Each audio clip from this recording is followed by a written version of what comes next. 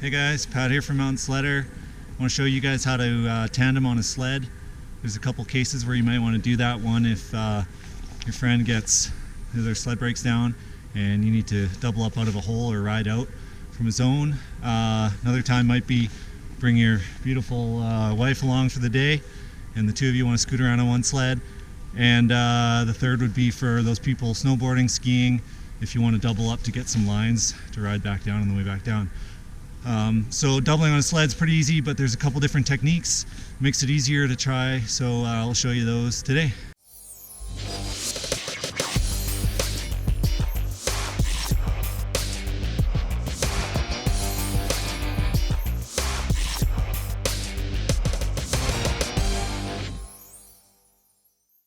So the first way to double on the sled is usually for the trail in or the trail out. You don't really need to be standing up a lot of times. If the trail's nice and smooth, you can just sit down. Saves a little bit of back and legs. But you need to make room on the sled. So, you know, someone's going to be driving and your partner will be sitting out there behind you.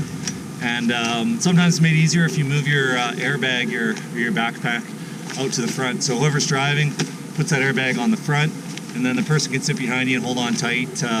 For these sleds with the little seats, it's not a lot of room, so you got to get in there a little bit snug, and just makes it easier, saves a bit of leg strength.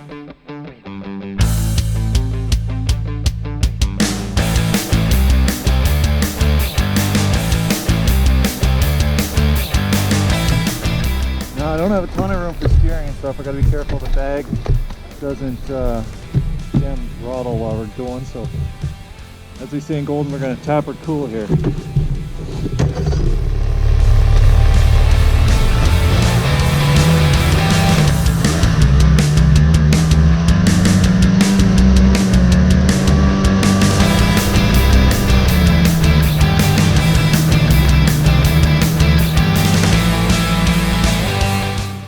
Okay, so we're at the bottom of our first climb here, so it's time to start doing some tandem riding. So this is the style that you're going to want to use for getting around most places, uphill and downhill.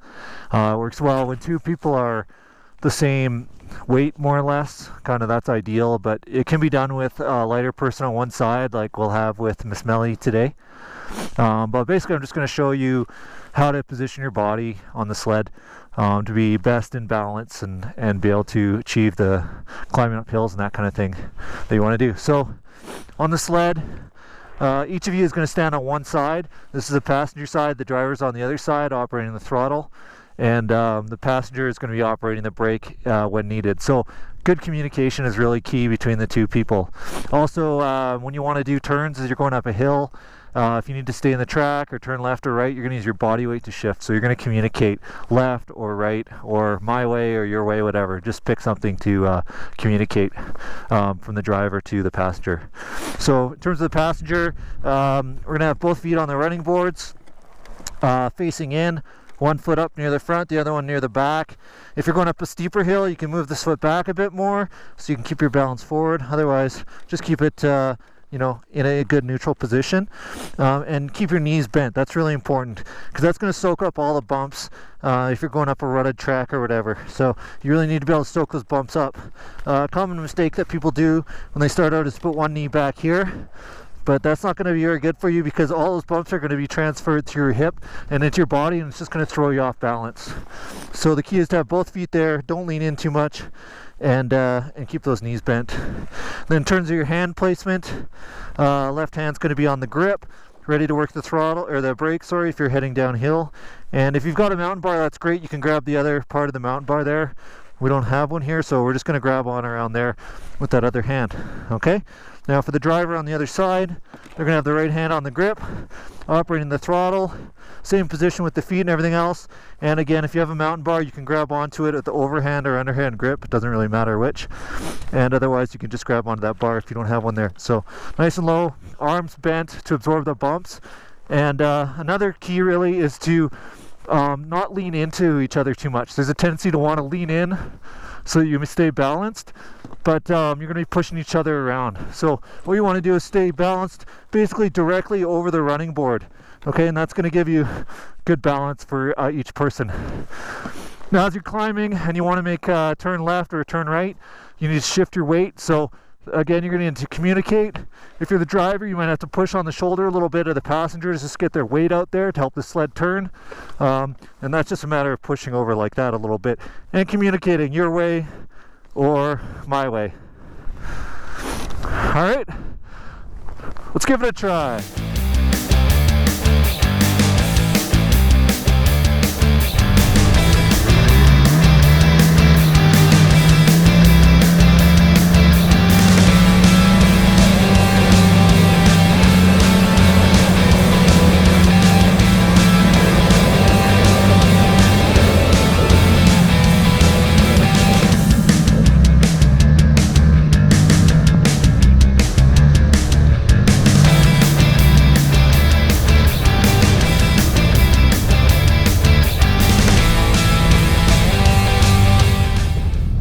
Go up this hill, so it's got a bit of a few different off angle kind of tracks to it, so there'll be some off camber stuff, so we'll have to do a little bit of leaning. We're gonna go up to the right here and then up to the left and follow the saddle all the way up over to the next bowl. So it's a kind of a long climb with some different angles and whatnot. So here we go.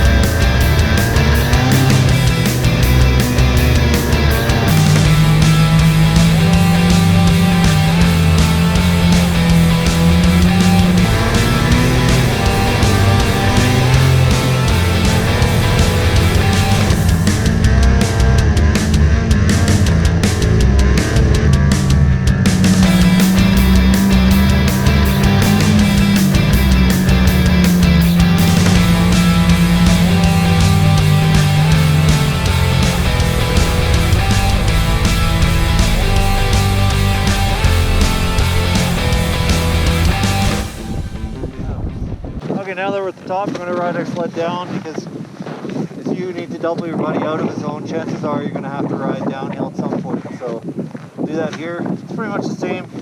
Sometimes it's handy to just brace your shin against the front of the sled, and then it's all about communication, and that passenger is going to be tapping the brake on the way down, trying not to lock up the track. So you got an extra weight with you, but you know, keeping a controlled descent without skidding that rear end out. So.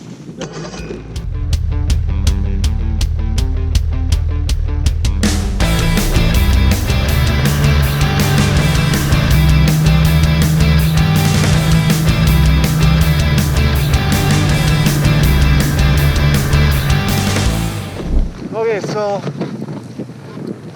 another move that can be done with tandem riding is if you're snowboarding or skiing with your buddy, you want to drop them off nice and high so they don't have to boot pack too far up. You can use a sled to get them as far up as you can. And in that case, you'll just tandem up and the rider will have their snowboard in their hand, and then when you get as high as you can, you do a turnout and that passenger's going to jump off their snowboard and then the driver takes the sled back down. So the important thing to do, to remember when you're doing this, is that the driver should be on the uphill side, because if they're on the downhill side when you do your turnout and that passenger jumps off, it's going to weight the sled on the downhill side and you'll probably just roll right down. So we're going to try this on this little hill right here. We're going to go up, we're going to turn out to the left.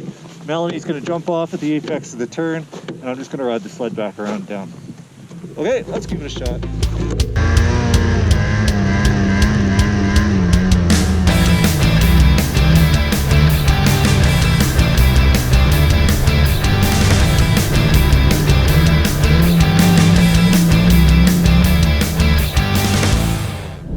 Okay, now I'm going to show you the last way to double on a sled. This one works well if you're with your special lady, she's not real strong, or a small man who's not maybe a strong rider and needs help getting up a big climb or getting around somewhere. The person has to be more or less small because they're going to sit in front of you. So there's some funny different names for this. There's called Princess, Squirrel, looks like you're eating a nut, or Little Timmie for the fellas that are required to do this. So it's pretty embarrassing for a guy to crawl into the Little Timmie position, so try and avoid this one if you can, but it can work as a last-ditch effort.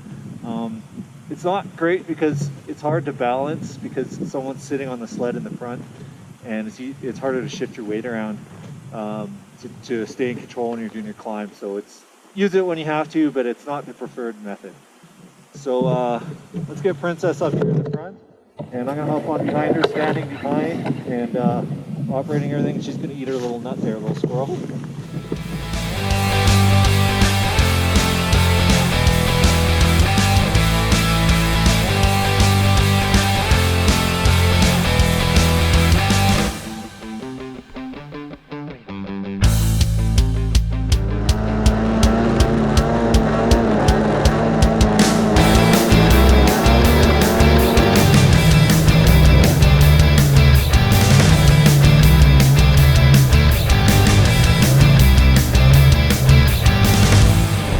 So that's it for doubling riding, a few different techniques there. Hopefully you guys can find something useful there if you get stuck in a hole or you have a breakdown, need to fly a sled out, something like that. Those situations do arise, and hopefully that helps you out.